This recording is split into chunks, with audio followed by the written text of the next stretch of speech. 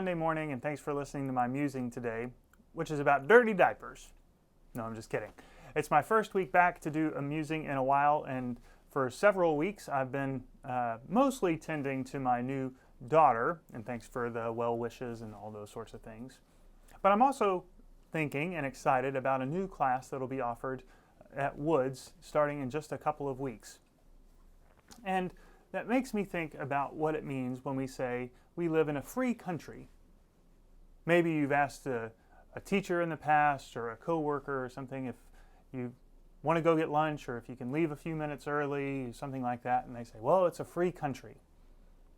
Sometimes being a free country and being a free market society, those things are conflated.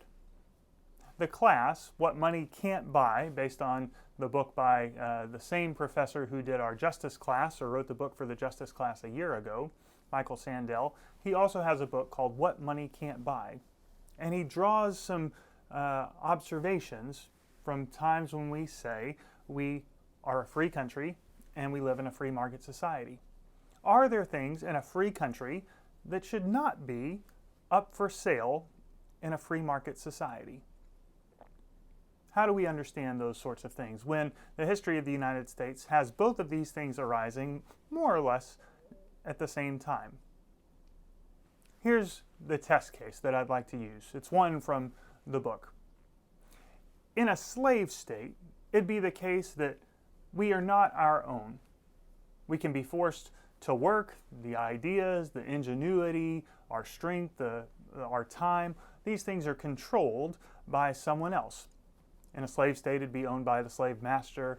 In other dictatorial societies, it'd be owned by the king or the whomever. But in a free society, we recognize that individuals own their own bodies, they own their own time, ingenuity, and ideas, but we can loan them out, so to speak.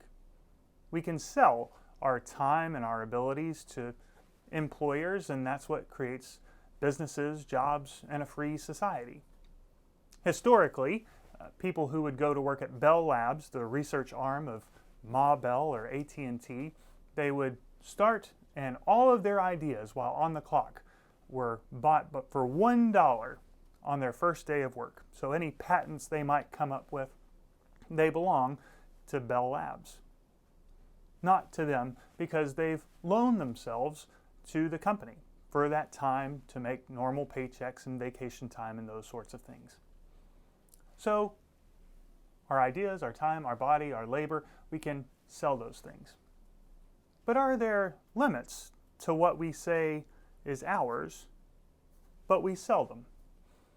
A low-hanging fruit would be prostitution, right? The world's oldest profession.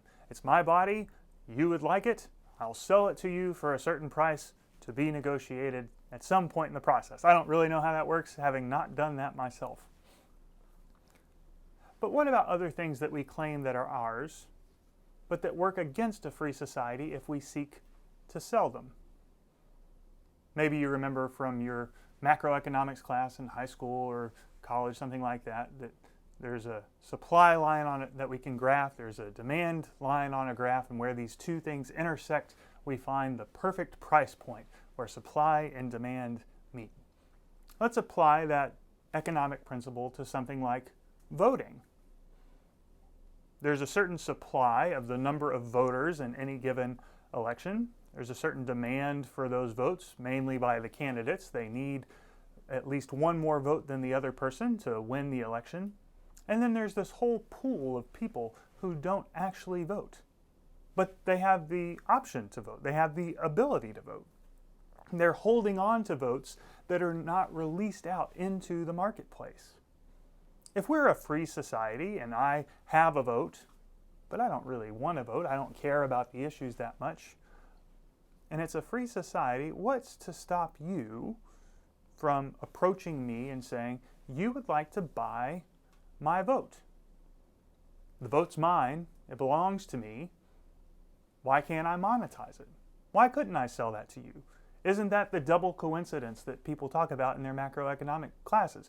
You have something that I want, I don't want it, I would prefer to have your money, so in a free enterprising society, why can't I sell it to you? We can agree, we can barter on a price. What's a vote worth to you? Maybe a super rich candidate would say, I'll pay $1 for anyone that votes to me. Maybe the other candidate, a little richer, says, I'll give you $2. Why don't we have auctions for votes? Why not set up a website? It'd be super easy. Everyone can monetize the votes at whatever price they want. Maybe those prices go up and down based on the market for votes. Who knows how we could do this? The point is, morally, what would keep us from selling a vote? Michael Sandel's point is that there are some things in a free society that are not based on market forces, but on equity. To be free and equal means that some things are not necessarily able to be monetized. There are certain moral values that a society might seek, even a free society like the United States, where we say democracy demands things like waiting in line for a vote. And there are certain things that we should really seriously think about why we wouldn't sell. Because in a democracy, our leader should not be the person who's able to buy the most votes. It should be the person who is most helpful, and we decide who is most helpful by a majority vote, plus the Electoral College, which will have to be amusing for another day. What can we sell and what can't we to create the kind of society that we want? What's to keep me from selling a vote? Maybe you have a great rationale for why I should be able to do just that. And the sneaking question that's underlying that is, if the vote is mine, why am I not able to sell it in the society which we currently live in? Because if I can't sell what's mine, is it a free society? Does that logic demand that I be able to sell what is mine? And of course, you probably can already imagine that there are lots of limits on what we are able to sell or not to sell. So these are just a few of the questions that come up in the book that'll come up in discussion if you join the class. I hope that you will look for the link on Messenger, or you'll call the church office and register so that you're put on the email list. You know, when it meets, you have the Zoom link. The class will be both in person and online at 10 a.m. and 6 p.m. on Thursdays. And I know that your thoughts would be really valuable to the class, so I hope you'll consider expressing them and joining in the discussion. As for the church, how is the church supposed to think about all of this money stuff and being free? The Bible certainly talks about money. It certainly talks about freedom. It is for freedom that Christ has set us free. Even though we pay a per capita to the presbytery for each of our members, it's not the case that it's a club that you pay a membership fee for, and it's important to make that sort of distinction. Why it's important to make that distinction, well, that's something I hope we talk about. What does it mean for us to think about money, which Jesus says the love of is the root of all evil?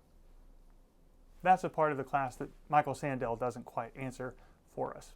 But how the church thinks about money, understands its place in society, and why we might need limits on what it's used for is important, I think, because what is most valuable in the life of the church, at least to me, is not how much money is in the bank that helps keep up the facilities and pay pastors and that sort of thing. Our most valuable asset is the love and care that we show to one another. How can we put a price on that? Maybe there's a way, and maybe there is not.